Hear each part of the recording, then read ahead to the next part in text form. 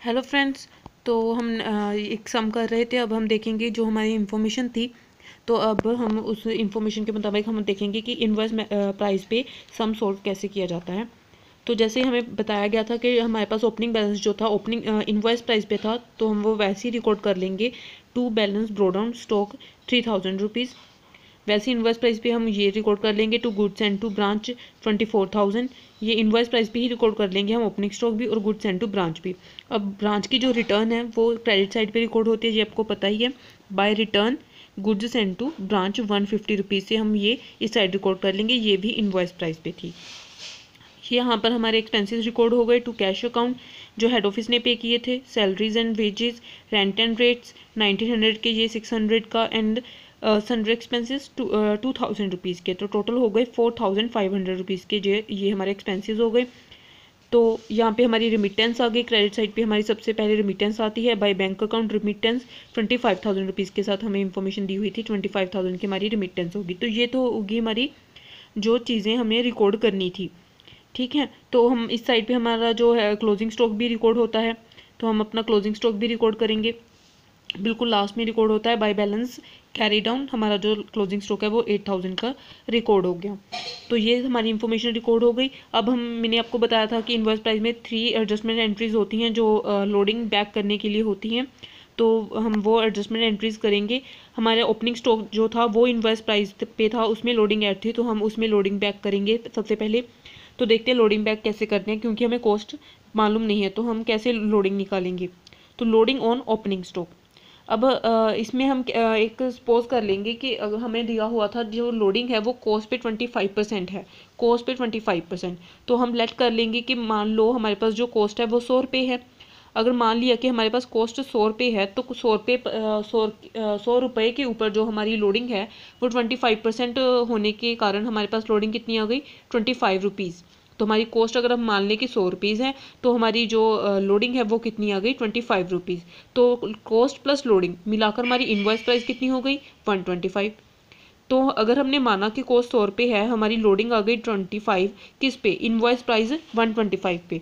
तो ये देखिए 25 हमारे पास लोडिंग आ गई किस इनवॉइस प्राइस पे, 125 इनवॉइस प्राइस हो गया और हमारी लोडिंग हो गई 25 प्राइस।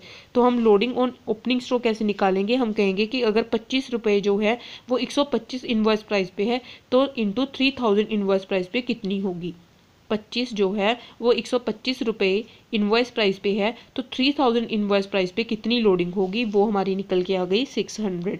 इसको आप ऐसे भी कर सकते हैं। ये भी एक तरीका है लोडिंग निकालने का ओपनिंग स्टॉक पे, कि हम कॉस्ट को लेट कर लेते हैं और इस तरीके से निकालते हैं कि 25% है जो 125 पे है वो 3000 पे कितनी होगी। या आप इसी चीज़ को आप ऐसे भी कह सकते हैं कि 25 जो है परसेंट जो है वो लोडिंग वो कॉस्ट पे थी। अगर हम 25 को 125 के साथ डिवाइड करें, इसको छोड़ दें, हम कहेंगे कि 25% है जो वो कॉस्ट पे थी लोडिंग, तो इनवॉइस प्राइस पे लोडिंग कितनी होगी। तो हम निकालें, इसको डिवाइड करके देखिए तो आपकी आएगी 20%, यानी कि इनवॉइस प्राइस पे वही लोडिंग जो है वो 20% है। तो हमारे पास इनवॉइस प्राइस कितना है, 3000। तो ओपनिंग स्टॉक का इनवॉइस प्राइस है 3000, तो उसका हम 20% कर देंगे तो वो भी 600 रुपये ही आएगा।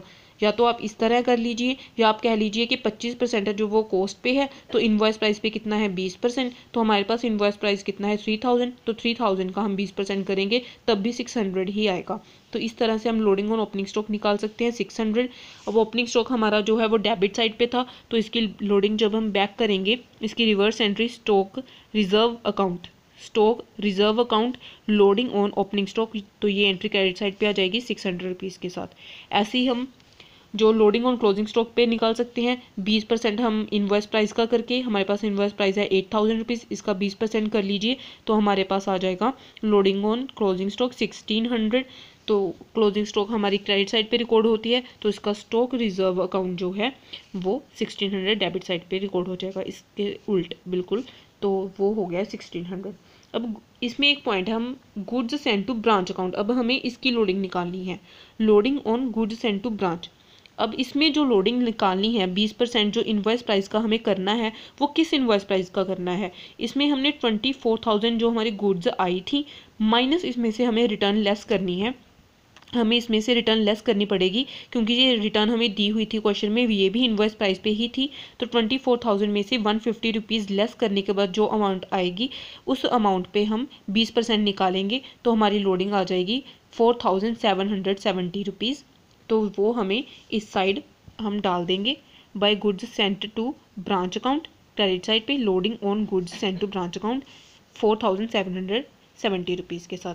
तो लोडिंग निकालने का आपको मेथड समझ में आ गया कि जो 25 पर हमने लेट कर लिया था 100 रुपीज़ जो है हमारी कॉस्ट है, तो लोडिंग कितनी हो गई 25 रुपये। तो 25 रुपये और 100 रुपीज़ टोटल हमारा इन्वॉइस प्राइस हो गया 125। तो लोडिंग बाय इन्वॉइस प्राइस हमारे पास कितना परसेंट आ गया 20%। मीन्स 25% अगर कॉस्ट पे है लोडिंग, तो इन्वॉइस प्राइस पे लोडिंग कितनी हो जाएगी 20%। तो वह जो हमारे पास इन्वॉइस प्राइस है, ओपनिंग स्टॉक का 3,000 है, क्लोजिंग स्टॉक का 8,000 है, जो goods sent to branch account वो 24,000 माइनस 150,000 करके है। तो जितनी भी है हम उन इन्वॉइस प्राइस पे वो 20% कर देंगे। तो हमारा 600, 1,600 क्लोजिंग स्टॉक पे, 600 ओपनिंग स्टॉक पे और 4,770 rupees goods on sent to branch account पे आ जाएगा। तो आई होप कि आपको लोडिंग निकालने का मेथड समझ में आ गया होगा कि लोडिंग हमें कैसे निकालनी है। अगर फिर भी कोई क्वेरी हो तो आप मुझे कमेंट में कर सकते हैं कि मुझे ये क्वेरी है।